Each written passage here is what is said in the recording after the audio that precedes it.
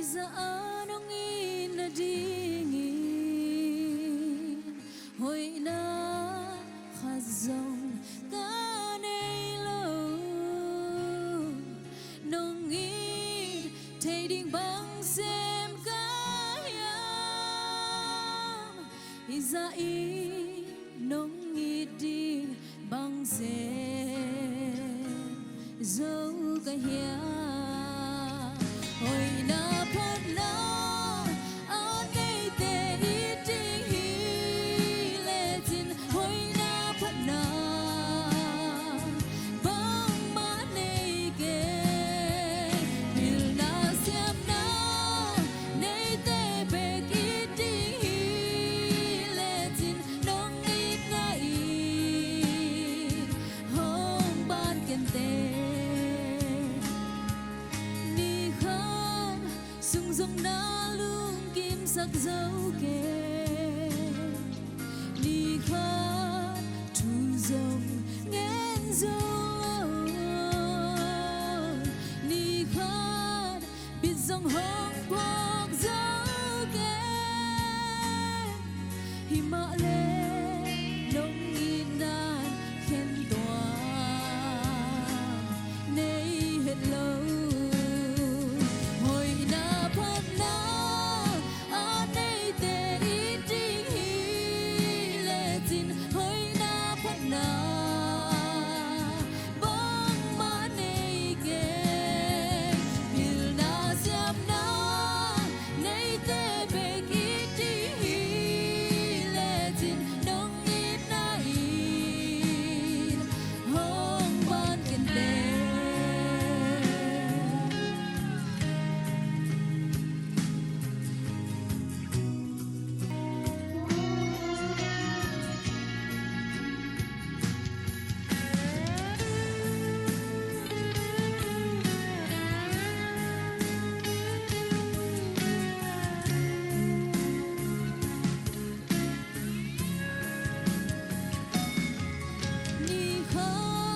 Sung sung na lung kim sắc dấu kê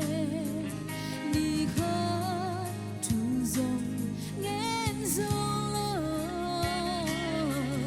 Ni khát biết dòng hông thuộc dấu kê Hi mạ lê nông nghi nan khen toàn Nay hết lâu